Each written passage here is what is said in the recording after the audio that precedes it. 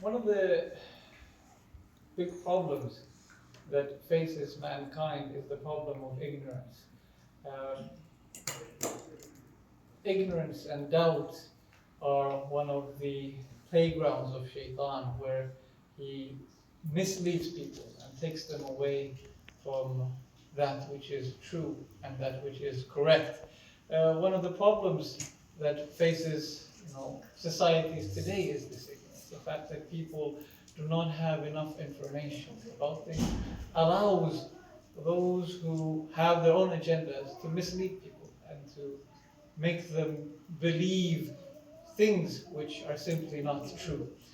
Uh, that's one of the problems of Shiism as well, when you think about it. That in Shia Islam, one of the difficulties, the challenges that we face, is the fact that to appreciate the right of the Ahlul Bayt alayhimus salam is something that you have to have a good, solid grasp of the history of Islam. You have to understand the seerah of the Prophet. What did he say? What was his attitude towards the Ahlul Bayt? You have to understand the events that happened after the life of the Prophet. What was the role of the Ahlul Bayt in the society after that? When, for example, we want to talk about, let's say now we had Muharram, and we want to talk about Ramadan. I say it's very difficult to talk about it in isolation. We have to appreciate not just the life, not just the events of the day of Karbala, but all the events that led up to the event of Karbala, and the 50 years of history after the life of the Prophet, in addition to the seerah of the Prophet. So one of the, challenge, of course, because the challenge is, the reality is, unfortunately, that even the most of the people who are born Shias have a very limited understanding of these events, and there is no strong appreciation of the nuances of history and the events that happen, and so on and so forth. So this was sort of a prelude and an excuse for me to talk about what I wanted to talk about today, which is to share another khutbah from Nahj al-Balagha with you. And I think it's good that every once in a while in these Friday sermons we try to have a look at the sermons of Nahj al-Balagha as well. And because if we understand those in the context in which they were said, it helps us appreciate, as we said, the history of Islam, the history of Shia Islam, and the role of the Ahlul Bayt in society. And Nahj al-Balagha is a bit tricky in that sense, because it is snippets of history that are picked out by the compiler Shaykh without much commentary, so it's sometimes very difficult for a reader who is not well versed in those events to understand what's going on here. And it requires, of course, a lot of commentary. Of course, there's many good commentaries written on the Nahj al-Balagha, but unfortunately in English we don't really have anything, let alone in Finnish. So let's use this opportunity of these Fridays once in a while to go through that as well. The khutbah that I chose for today is the fourth khutbah of Nahj al-Balagha. And Sharif Rabi begins, he sometimes has a very short commentary. Unfortunately, these are not, in the English translation that I found online, it's not translated, these short commentaries, just the Arabic text is given. But he gives sometimes a very short, brief introduction to what's the context of what's being said. So here he says that this was said after the battle of Jamal, after the defeat of Talha and Zubair. So let's keep that in mind while we go through this. But we can't go through all of it, obviously, but a part of it. So the khutbah begins, thus, بِنَا اهْتَدَيْتُمْ that it was through us that you were guided in the darknesses, meaning through the message of God, through the Holy Prophet, through the family of Ali, so through the Ahlul Bayt al-Wahi. This is how the people found their guidance. And it could also be a reference to him and the events that followed after the death of Uthman. That, in that time of crisis that occurred after the death of Uthman, it was the Ahlul Bayt who stepped up and sort of gave unity to a very chaotic situation in the Ummah. وَتَسَنَّمْتُمُ الْعُلْيَا. But I think the first is more likely because of what he says next. He says, وَتَسَنَّمْتُمُ الْعُلْيَا. And through us you reached high stations. Here referring to high spiritual stations. So this guidance that you got, you sort of you were spiritually guided by the message of the Prophet ﷺ. And in addition to the spiritual guidance, you got sort of material elevation as well. Because the Arabs, of course, tribal society, living in very poor circumstances, difficult and harsh circumstances. And after Islam came, the conquest that brought all that wealth with it, the lifestyle of the Arabs completely changed. Something that we can compare to the discovery of oil and the Gulf region. So suddenly people who were camel herders were now millionaires and billionaires and having all this wealth. Tasannamtum means literally to climb on top of the hump of the camel. So this is a idiomatic expression, and it's referring to someone who suddenly comes from a lowly position to a very high position. So you were given a very high position and a station in this world. وَبِنَا انْفَجَرْتُمْ عَنِ السَّرَّاءِ and السِّرَاء. And it was to us that you found the dawn after the darkness. Sirar is the sort of night in which there is no moonlight, so very dark sort of. And referring to the Fajr, to the coming of the dawn. So you found the dawn after the darkness, coming out of the Jahiliyyah, the ignorance that I spoke of in the beginning, and how that religion of Islam helped people to escape the darkness of ignorance by finding the truth of understanding and the light that comes with that. Then he continues, and obviously, again, when we're reading these khutbahs in Nahj al-Balagha, and I urge again the brothers and sisters, inshallah, to go and read the khutbahs of Nahj al-Balagha. It's very beautiful. Obviously, the English translation that we're trying to do here doesn't do justice to the original Arabic, which is very eloquent and beautiful, and for someone who understands Arabic, you understand really why Sharif Radi chose the title for the book Nahj al-Balagha, the peak of eloquence, and that's why, the reason why in sort of universities today in Arab countries they will study, it doesn't matter, they will study the Nahj al-Balagha as sort of a work of very great Arabic literature because of the eloquence that is there. But yeah, these are, of course, when we're reading these are snippets. As with all hadith, we don't have the full context of what's being said. We don't know every single word that was said. So whatever the Rawi is remembering from that khutbah, and then again, of course, this has gone through many Rawis, so things have been forgotten. It's also possible that Sharif Rawi himself had a longer version of the hadith, but he chose to only include part of it in his book, and so on and so forth. So, these are all, it might be a bit difficult sometimes, it goes from topic to topic to follow what it is saying. Especially this khutbah number 4 has a few these skips where it goes through different topics. However, you have to keep in mind that this is how hadith usually work, is that we don't have the full context. So here, probably the context, as we said, was after the battle of Jamal, with regards to the issue of Talha and Zubair, and probably people were questioning the Imam. Why did you behave the way you did with Talha and Zubair? And these are sort of the khutbahs in response to that question that had been raised in the community or amongst his followers or friends or army or whatever. Yeah. Says مُقِرَ سَمْعٌ لَمْ يَفْقِهِ الْوَاعِيَ, that the ear which does not listen to the wa'iyah becomes deaf. Waqara literally means to become heavy in the sense that you don't, when it's speaking about the ears, it means a heavy ear, means an ear that does not hear anymore. And wa'iyah, of course, comes from wa'i, understanding, but a wa'iyah is sort of a shout that you let out when you want to warn someone of a danger. Oh, be careful, you're gonna slip. So this is a wa'iyah.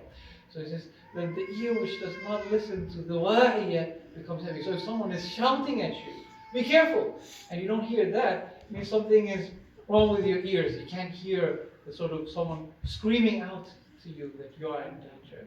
So the ear that does not listen to the wa'i becomes heavy. كيف يراعي النبأة من أصابته الصيحة. It's very eloquent, very beautiful. How will someone abide by the nab'a? Again, nab'a means to inform someone of something important, but a nab'a is sort of to tell someone something in a quiet manner, to inform them of something important in a quiet manner. So the sort of kind of opposite of the why, as in where you're yelling out, hey, be careful. But this, someone like, let's say, someone does a mistake, and then I go afterwards. Like, they say that. I don't want to say in front of everyone, hey, you did the adhan incorrect. I come afterwards, brother, excuse me, this is what your mistake. So this is a never. I inform someone of something important, but in a more private, not in a public manner. So how will someone abide by the nab'a who has been deafened by the sayha? This is a reference to the role of the Imam vis-a-vis the role of the Prophet. So those who did not listen to the orders and the commands of Allah subhanahu wa ta'ala, the commands of the Quran, to the commands of the Prophet sallallahu alaihi wasallam, how do you expect them to listen to me? These were deafened by the sayha, by the shout of Allah, by the shout of His messenger. Shout here, of course, being figurative, by the way He so clearly called them towards righteousness, called them towards their duties. They did. So these were people who did not abide by that, and now you expect them to have listened to me. So as we said, this is the context of people are questioning, why did you act the way you did with Talha and Zubair, with Muawiyah, and so on and so on. Yeah. So here he's saying that don't think that I didn't try, but what do you expect? I didn't listen to the instruction. And of course we see it. As we said, we have to study the whole seerah if you want to truly appreciate what is being said and what is the context and the role of the Ahlul Bayt. So if we read the seerah, if we read the Quran, and we read about all these issues that the Muslim community had, and time after time how they disobeyed the Prophet of God, they disobeyed the commandments of God. So Ali is making reference to that. Did you not see the people who were engaged in spreading fitna in the community throughout the life of the Prophet? And they did not obey by the commands, the clear ayat of the Quran, and now you expect that my words should have an effect on such people. But then he says, of course, not everyone was like this. Not everyone, of course. He's not condemning the whole Muslim community. There were individuals who were after fitna. There's رُبِّتَ جَنَانٌ لَمْ يُفَارِقُهُ خَفَقًا. The rabata, we have in Quran as well, rabata ala qulubihim, is to find sort of the heart that finds certainty and security in its faith in Allah subhanahu wa ta'ala. These hearts which never cease to beat in their certainty of faith to Allah subhanahu wa ta'ala, they will never cease to find peace. They will never be in a state of chaos. Meaning that if a person has reliance in the message of Allah subhanahu wa ta'ala, he will always be a person who is calm and composed. And there's a dual reference that the way out of the chaos of the Muslim society is, of course, turning in certainty and faith to Allah subhanahu wa ta'ala, but also that the believers who were like me, who had certainty in their faith in Allah, they never worried about these chaotic events that were going on. They always had certainty that this is part of the plan of Allah subhanahu wa ta'ala, and that is how I was as well.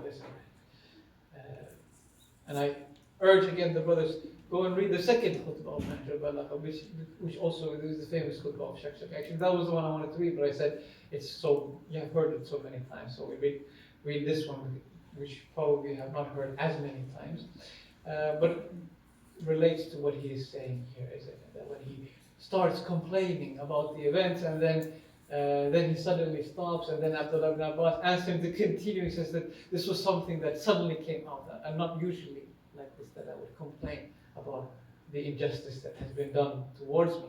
Anyways, ما زلت أنتظر بكم عواقب الغدر وأتوسمكم بحيلة المغترين. Now again, sort of a skip reference to the actions of Talha and Zubair. It says that I never ceased to expect that you would, that I would face from you the awaqib, the consequences of ghadar, of treachery. I never ceased to expect that I would one day see the betrayal from you.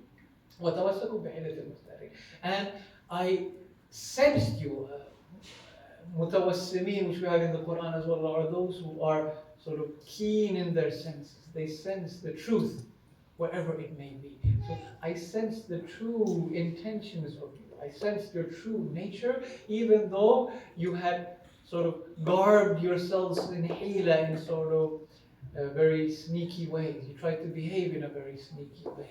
So this is according to one of the famous commentaries on Nahj al-Balagh, the Sharh Ibn Abi al-Hadid, says that this was in reference to what Talha and Zubair had done. So we know in history, and then Ibn Abi al-Hadid relates that history, says that, you know, after Imam Ali alayhi salam, he rose to the position of Khilafah. Of course, this was something that, you know, in the khutbah of Shaykh Shaqir, you can read about that, and he discusses that and how he was not pleased with the way these events occurred. Talha and Zubair were, of course, in the time of Uthman, they were expecting that they should be given some important position. Uthman refused because he was preferring his own family members. Talha and Zubair, after Imam Ali had become the Khalifa, they approached him and they asked that, you know, you know that we were denied what should have been ours during the time of Uthman, and now we beseech you that you give us something that we are deserving of.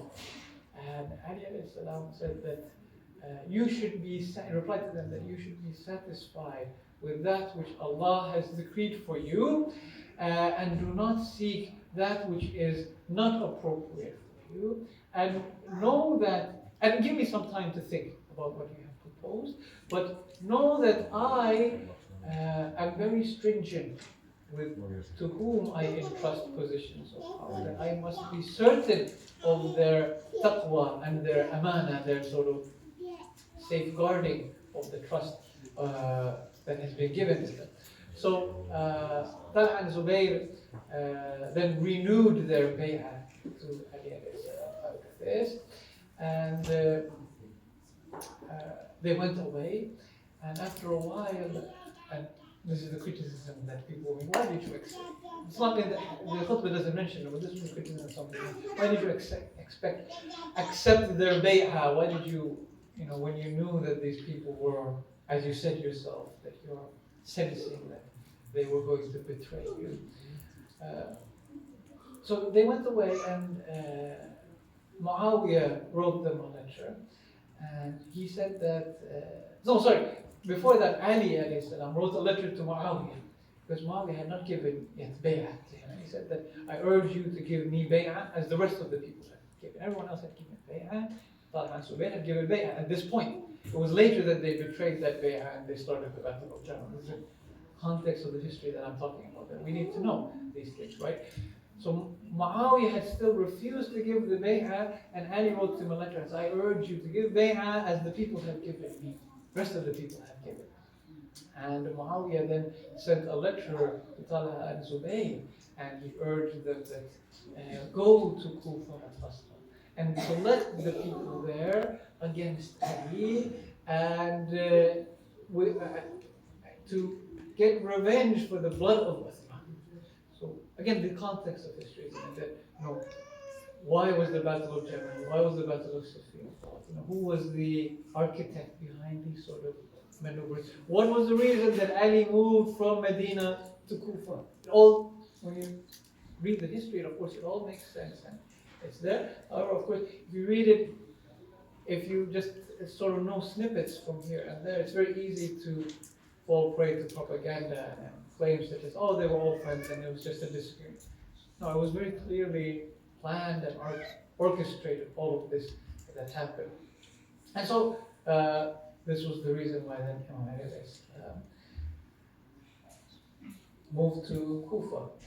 He continues, "Satarani ankum." I know my time is up. I'll just read these two, these two sentences, and then maybe we'll finish the rest of the khutbah next week, inshallah, because I would like to finish this. "Satarani ankum jilbabuddin."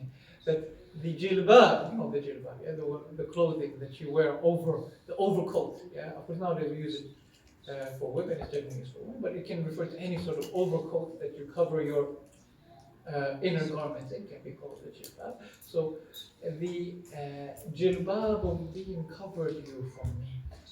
وَبَصَّرَنِيكُمْ صِدْقُ النِّيَّةِ. However, the purity of intention made me see you. Meaning that you covered yourselves in the clothing of religion. And you showed that you came and you did the bay'ah and you proclaimed the things which a Muslim and a believer should proclaim. And therefore, it was not for me to make a move against you. So he's answering as we said the question, why did you accept the bay'ah? He says, what can I do? I cannot, when someone is, in the apparent, abiding by the dictates, and he has not yet made any move against me, and he's giving me that, I cannot claim you are lying. Even though he says that the purity of intention made me see you. I saw the reality of what you were because my heart was pure. And this is what we have in the Quran as well. Surah Muhammad, that Allah says that you will know the hypocrites by the way that they act. That the Prophet he will know that. Allah does not need to reveal them. Because the one who is pure of heart will recognize the one who is impure.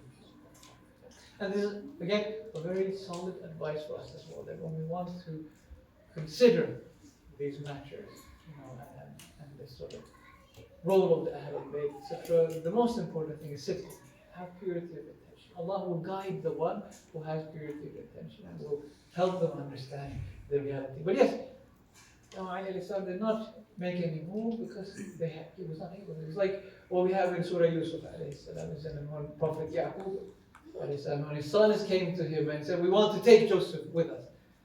Yeah? We want to take Joseph with us. And Yaqub knew what they were planning. And says that, I'm afraid that you will take him and then a wolf will eat him.